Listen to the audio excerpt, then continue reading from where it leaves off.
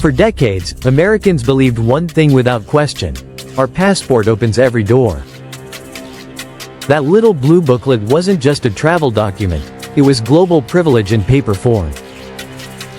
But what if I told you that privilege is collapsing right now? What if I told you countries that once waved Americans through immigration with a smile are now saying, "Apply. Wait. Prove yourself. No visa. No entry." This isn't about enemies. This isn't about war zones.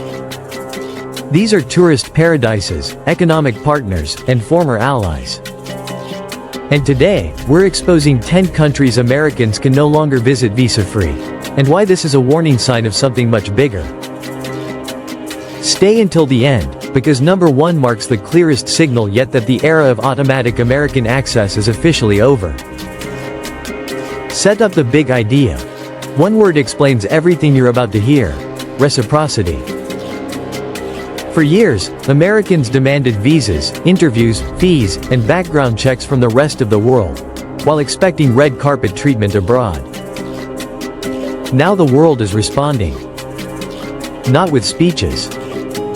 Not with protests. But with policy.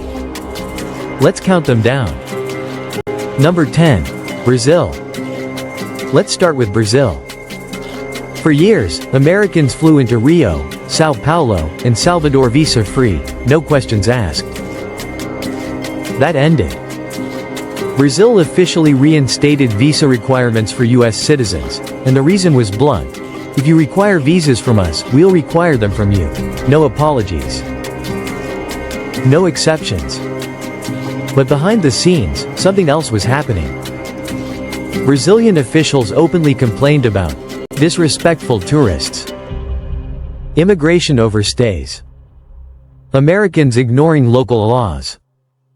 The message was clear: we're done subsidizing American convenience. And Brazil was just the beginning. If you think this is isolated, wait until you see what happened in Asia. Number 9. Argentina. Argentina didn't make headlines. It made moves. Quietly. Visa requirements returned, and officially it's about security, unofficially, it's about resentment. Americans flooded Argentina during economic collapse, living cheaply while locals struggled. Digital nomads bragged online. Politicians noticed. And now? Americans wait in line like everyone else. And the next country didn't just change rules, it sent a message to the West. Number 8. Turkey. Turkey used to be effortless. Visa on arrival. E-visa. Welcome. Not anymore. Turkey tightened entry for Americans with longer processing times, background checks, insurance requirements. This wasn't about tourism. This was political theater. Turkish leaders openly criticize Western hypocrisy, strict US visas for Turks, while Americans expect instant access. This was Turkey saying, "Stand where we stand." Number 7. Thailand. Thailand finally snapped. For years, Americans abused visa runs, worked illegally, and treated Thailand like a tax-free playground. The loophole closed. Americans now need pre-approved visas, proof of funds, onward travel, and biometrics. Officials called it responsible tourism. Locals call it long overdue. And the next country did this without making any noise at all. Number 6. South Africa. No announcement. No outrage. Just enforcement. South Africa quietly reinstated visa requirements for Americans. The justification? Security alignment. The reality? Diplomatic friction. This was a reminder: no more special treatment. Number 5. Indonesia. Bali broke the system. Influencers. Overstays. Illegal work. Indonesia responded with the Tourism Fairness Act. Americans now need pre-approval, financial proof, behavioral screening. Even online conduct can affect approval. That's not tourism policy. That's a warning. Number 4. Morocco. Morocco's shift stunned travelers. Visas returned. Officials cited intelligence failures and social disruption. Locals complained about rent inflation, cultural disrespect, digital nomads pricing them out. Morocco chose control over convenience. Number 3. Malaysia. Malaysia didn't hide its reasoning. This was retaliation.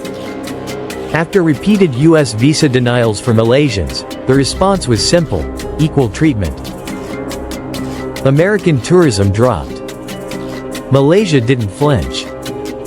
Number 2. Kenya. Kenya joined a broader African shift. Reciprocity isn't a slogan anymore. It's policy. Americans now face e-visa screening, 30-day caps, zero tolerance enforcement. One violation? Blacklist. Number 1. United Arab Emirates. This is the one nobody expected. The UAE. Americans removed from visa-free access. Business leaders were blindsided. Diplomats were embarrassed. But the UAE was clear: power is changing hands. And access is no longer automatic. Conclusion: this isn't about travel. This is about status. The American passport still works, but it no longer commands obedience. The world is balancing the scales. If this made you uncomfortable, good. Because comfort is how empires fall asleep. Like the video if you believe travel should be reciprocal. Share it with someone who still thinks the US passport opens every door. Subscribe, because next time, we're talking about who's next. Comment below. Which country surprised you the most?